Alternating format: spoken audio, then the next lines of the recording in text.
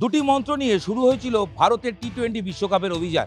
এক, দেশের মাটিতে প্রথম কোনো টিম হিসেবে অর্থাৎ আয়োজক হিসেবে সেই দেশই বিশ্বকাপ জিতবে আর ব্যাক টু ব্যাক বিশ্বকাপ জিতবে। টি-20 ফরম্যাটে এখনো পর্যন্ত কোনো দেশ পরপর দুবার বিশ্বকাপ জিততে পারেনি। তাই দুটি লক্ষ্য, আর সেই লক্ষ্য পূরণে মাত্র আর একটা ম্যাচ।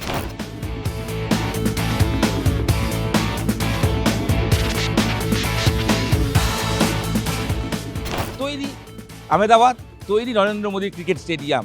এই ক্রিকেট স্টেডিয়ামেই শেষ হাসি কে হাসবে রবিবার রাতে স্পষ্ট হয়ে যাবে সেই প্রশ্নের উত্তর। তবে তার আগে লড়াই, এক কথায় বলতে গেলে শেয়ানে শেয়ানে টক্কর, লড়াই স্নায়ুযুদ্ধের। এ ম্যাচে প্রেসার যে নেবে সেই করবে বাজিমাত। ম্যাচের আগে দু শিবিরের দুরকম বার্তা। ভারতীয় ক্রিকেট দল যখন খোলামেলা মেজাজে, হাসি খুশি মেজাজে থাকার চেষ্টা করছে, তারা চাপ কাটানোর চেষ্টা করছে, তখন 2023-এর সেই ফাইনাল ম্যাচের আগে অস্ট্রেলিয়া শিবির থেকে যে বার্তা ভেসে এসেছিল, সেই বার্তাই কার্যত নিউজিল্যান্ড একইভাবে বলার চেষ্টা করলো এবারেরও ফাইনাল ম্যাচের আগে। কি বার্তা ছিল?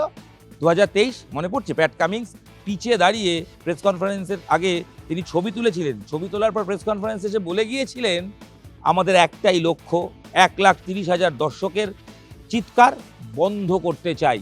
আর শেষ পর্যন্ত সেটাই হয়েছিল। 2023 বিশ্বকাপের একদিনের বিশ্বকাপের ফাইনালে ভারত হেরে যায় এই মাঠে। সেন্টেনার, নিউজিল্যান্ডের ক্যাপ্টেন, 2.5 বছর পর টি-20 ফরম্যাট, টি-20 বিশ্বকাপে এসে সেই কথাটাই বললেন। তার বক্তব্য, ওই 1,30,000-এর চিৎকার থামাতে চান তারা। গর্জনটা একটু তফাৎ, একটু নমনীয়ভাবে সেন্টেনার বললেন ঠিকই, তবে বলে গেলেন ওই একটাই কথা এবং বলে দিলেন ভারত চাপে থাকবে। তার কারণ প্রত্যাশা ভারতের দিকে, ঘরের মাঠে বিশ্বকাপ জয়ের প্রত্যাশা। এই 1,30,000 মানুষ যখন চিৎকার করবে, তাতে নাকি ভারত চাপে পড়বে মনে করছে নিউজিল্যান্ড। আর এইটা শুনে সূর্য, ভারত অধিনায়ক, মুচকি হাসছেন, হেসে বলছেন, একই ডায়লগ অনেকবার শুনছি, নতুন কিছু বলা উচিত। তবে চাপ না থাকলেও মেনে নিচ্ছেন ফাইনাল ম্যাচ অলওয়েজ কিছুটা হলেও চাপের ম্যাচ হয়। ডেফিনেটলি ফাইনাল ম্যাচ তো চাপের হবে, এর বলার কি আছে। সূর্য মানছেন, কিন্তু সূর্য বলছেন তারা তৈরি। পিচ নিয়ে অনেক কথা হচ্ছে, কোন উইকেটে খেলা হবে, নরেন্দ্র মোদী স্টেডিয়ামের কোন উইকেটে খেলা হবে, উইকেটের ক্যারেক্টার কীরকম। শুরুতেই বলে দিই, 6 নম্বর পিচে খেলা হচ্ছে। এই উইকেট রানের উইকেট, ঘাস নেই, বল হিট করবে, সেই বলে ঠিকঠাক ব্যাটে লাগাতে পারলে 4-6-এর বন্যা হবে, 200+ রান উঠবে এই উইকেটে, এরকমটাই মনে করা হচ্ছে। তাই পিচ নিয়ে বাড়তি কিছু বলতেই নারাজ সূর্য। সূর্যর বক্তব্য, রেড সয়েল ব্ল্যাক সয়েল কিচ্ছু যায় আসে না, দুটো টিম খেলবে, যে বেটার পারফর্ম করবে সেই জিতবে। ঠিক কথা বলছেন। প্রেশার সূর্য নিজেদের উপর রাখতে চাইছেন না, প্রেশার রিলিজ করতে চাইছেন। এবং সূর্য বলছেন টিমের ওপর ভরসা আছে, যে টিম এই গোটা টুর্নামেন্টে পারফর্ম করে এসছে তারাই হয়তো ফাইনালে খেলছে। অর্থাৎ ভারতীয় দলে পরিবর্তনের আশা যদি আপনারা করে থাকেন, করবেন না। যা খবর, টিম ইন্ডিয়ার ফার্স্ট 11-এ কোনো চেঞ্জ হচ্ছে না। অভিষেক শর্মা রান পাচ্ছে না ঠিকই, কিন্তু অভিষেককে ভরসা রাখা হচ্ছে। প্রাক্তন ক্রিকেটাররা বলছেন, সুনীল গাভাস্কার, রবি শাস্ত্রীরা বলছেন, ভরসা রাখো, ভরসা রাখো। হয়তো এই শেষ ম্যাচেই অভিষেক জ্বলে উঠবেন। দেখা যাক। অভিষেক সমালোচনার ঝড়ে বিদ্ধ, তা সত্ত্বেও তাকে ভরসা দিচ্ছে টিম ইন্ডিয়া, তাই তার এবার জ্বলে ওঠার পালা। আর আরেকজনের কথা বলতেই হবে, সঞ্জু আসার পর ভারতীয় দলের রূপটাই পাল্টে গেছে। জিম্বাবুয়ে ম্যাচে 24 রান, অক্সিজেন দিয়ে টিমটাকে যেই বাঁচিয়ে তুললেন, কার্যত কমায় চলে গিয়েছিল তার আগে সাউথ আফ্রিকা ম্যাচ হেরে। তারপর থেকে টিমটাকে যেভাবে বুস্ট আপ করলেন সঞ্জু, এক কথায় লাজবাব। পরবর্তী ম্যাচে অনবদ্য 97 অপরাজিত, সেঞ্চুরি মিস করলেন, কিন্তু দুরন্ত ব্যাট করলেন। শেষ ম্যাচে 89। নিজের কথা ভাবছেন না সঞ্জু, দলের কথা ভাবছেন। প্রপার ব্যাটার হিসেবে খেলছেন, নট স্লগার। ব্যাটার হিসেবে খেলছেন, রান রোটেট করছেন, রান তাড়া করার ক্ষেত্রে অগ্রগণী ভূমিকা নিচ্ছেন। এবং সব মিলিয়ে ভারতীয় বিশ্বকাপ ফাইনালের আগে সবচেয়ে বড় বাজির নাম সঞ্জু। গোটা দেশ চাইছে সঞ্জুর ব্যাট আরও একবার গর্জে উঠুক। তিলক বর্মা, তিনিও রানে রয়েছেন, 5 নম্বর পজিশনে খেলে বেটার পারফর্ম করছেন। 3-এর চেয়ে ব্যাটিং অর্ডারে 5-এ ভালো খেলছেন। সূর্যকুমার যাদব শেষ ম্যাচে রান না পেলেও টুর্নামেন্টের শুরুতে তিনি রান পেয়েছিলেন এবং তিনি যথেষ্ট আত্মবিশ্বাসী। বলতেই হবে যার কথা, তার নাম হার্দিক পান্ডিয়া। যখন সুযোগ পাচ্ছেন ব্যাটে বলে নিজেকে সেরাটা দেওয়ার চেষ্টা করছেন। শিবম দুবে শেষ ম্যাচে 22 রান দিয়ে ম্যাচটা জিতিয়েছেন ঠিকই। লাস্ট ম্যাচে 29 রান বাকি ছিল, 22 রান দিয়েছিলেন। চাপের মুখে তিনি স্বীকার করেছিলেন যে বল করতেই তো ভয় পাচ্ছিলেন, কিন্তু আলটিমেট টিম তাকে ভরসা দিচ্ছে। তাই ব্যাটিং অর্ডার যা রয়েছে সেটাই হবে, যদি না খুব প্রয়োজন হয় রাইটি লেফটি খেলানোর ব্যাপারে। তবে টিম ম্যানেজমেন্ট এটা স্পষ্ট করে নিয়েছে রাইটি আর লেফটিতেই কম্বিনেশনে যাবে, অর্থাৎ অভিষেক শর্মা ওপেনে যেভাবে আসছে ঈশান কিষান 3 এবং তার পরবর্তী সময় অল্টারনেটিভভাবে এগোতে থাকবে। অন্যদিকে বোলিংয়ের দিক থেকে বরুণকে নিয়ে অনেক প্রশ্ন। বরুণ শেষ ম্যাচে 64 রান খেয়েছে, বরুণের বল জায়গায় পড়ছে না। কোচ অধিনায়ক বলছেন কোনো চিন্তা নেই, বরুণ আমাদের সেরা বোলার, বরুণের পাশে আমরা আছি, বরুণ চক্রবর্তীর ভেলকি হয়তো নিউজিল্যান্ড ম্যাচেই দেখা যাবে। এটাই ক্যাপ্টেনের করার কাজ। ক্যাপ্টেন ভরসা দেবেন, বিপক্ষের সামনে নিজের বোলারদের প্রোটেক্ট করবেন এবং যার কথা বলতে হবে, আচ্ছা এইগুলো তো যা বললাম সেগুলো কি কার ওপর ভারতের কি প্রত্যাশা সেই জায়গা। দুজনের কথা তো এখনো বলিনি। একজনের নাম জসপ্রীত বুমরা, ঘরের মাঠ, শুধু তাই না দলের সহ অধিনায়ক অক্ষর প্যাটেলেরও ঘরের মাঠ। এই দুজনেই এই ঘরের মাঠে ভারতের সবচেয়ে বড় বাজি।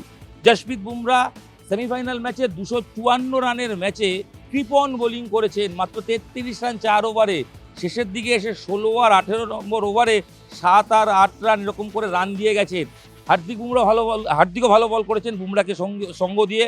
তবে জসপ্রীত বুমরাকে নিয়ে কোনো কথা হবে না, একার হাতে ম্যাচ জিতিয়েছেন, একার হাতে বল করে বিপক্ষকে থামিয়ে দিয়েছেন।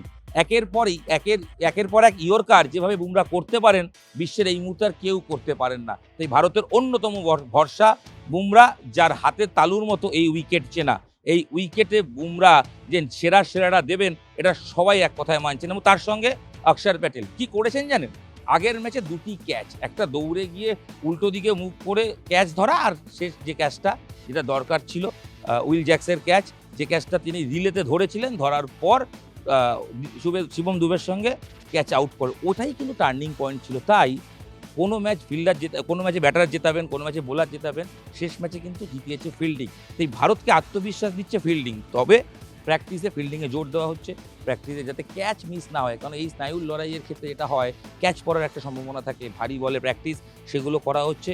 ফিল্ডিংয়ের ওপর ভারতীয় টিম জোর দিচ্ছে এবং যা কম্বিনেশন আছে সেটাই। অর্শদীপ রান খেলেও শেষ দিকে ভালো বোলিং করছেন, তাই অর্শদীপ নিয়ে বাড়তি চিন্তা করতে নারাজ টিম ম্যানেজমেন্ট। ভারতীয় টিমের কাছে স্পষ্ট বার্তা, বিশ্বকাপ জয়ের কাছে আমরা রয়েছি, আমরা সেরাটা দেব। 200-250 রান করতে পারলে ম্যাচ আমরা বের করে দেব। মাথায় রাখবেন মুম্বাইয়ের মাঠ ছোট, এই মাঠ কিন্তু অনেকটা বড় মাঠ, আকারে বড়, সেক্ষেত্রে খুব সহজে মিলসিটেও যে 6 হবে তা কিন্তু নয়। পিচ নিয়ে ভারতীয় শিবির ভাবতে নারাজ। তবে হ্যাঁ, একটা ফ্যাক্টর থাকে, সেটা টস। কতটা শিশির এই মাঠে পড়ছে সেটা দেখার। শিশির যদি পড়ে সেক্ষেত্রে বল গ্রিপ করতে সেকেন্ড যারা বল করবে অসুবিধা হতে পারে। তবে সেগুলো নিয়ে কেউ ভাবতে চাইছে না, সবাই ভাবতে চাইছে এটা ফাইনাল, স্নায়ুর লড়াই, সেরাটা লড়তে হবে। নিউজিল্যান্ড শিবির, তার কথা বলতেই হবে, শেষ ম্যাচে একতরফা জিতেছে। টুর্নামেন্টের সেরা দল সাউথ আফ্রিকাকে এক ঘরে করে দিয়ে হারিয়ে এসছে ইডেনে। তাদের মধ্যে সেঞ্চুরি রয়েছে, তাদের মধ্যে রচিন রবীন্দ্রার ব্যাটিংয়ে দুরন্ত ব্যাটিং বোলিং পারফরমেন্স রয়েছেন, সেন্টেনারের বোলিং রয়েছে, ঈশ্বরদীর বোলিং রয়েছে, ফিন অ্যালান যিনি লাস্ট ম্যাচে সেঞ্চুরি করেছেন, দারুণ ছন্দে রয়েছেন কেকেআরের ক্রিকেটার।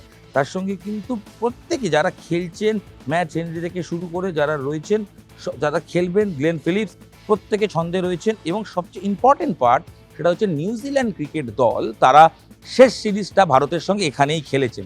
সিরিজ হেরেছিল কিন্তু শিখেছিল অনেক, তাই জানে ভারতকে কী করে বাজিমাত করতে হবে। স্পিন ভার্সেস স্পিনের লড়াই, ব্যাটার ভার্সেস ব্যাটারের লড়াই, ফাস্ট বোলিং ভার্সেস ফাস্ট বলের লড়াই, তর্ক যা ইচ্ছা করতে পারেন। তবে মাথায় রাখবেন স্নায়ু যুদ্ধে যে চাপ নেবে সেই করবে বাজিমাত। টি20 ফরম্যাটে হেড টু হেডে ভারত অনেকটাই এগিয়ে রয়েছে। তবে বিশ্বকাপের মঞ্চ আর দ্বিপাক্ষিক সিরিজ মঞ্চ এক হয় না। ভারতের দিক থেকে এই ম্যাচ নতুন করে শুরু, নিউজিল্যান্ডের ক্ষেত্রেও তাই। আর ভারতীয় ক্রিকেট দল যে কাজটা করছে, প্রত্যেকটা জায়গায় যে ম্যাচ খেলছে সেখানে স্থানীয় মন্দিরে পুজো দিচ্ছে। নরেন্দ্র মোদী ক্রিকেট স্টেডিয়ামের ভেতরে একটি হনুমান মন্দির রয়েছে, একদম মন্দির স্টেডিয়াম লাগোয়া, সেটা একদম পুরনো রেখে দেওয়া হয়েছে।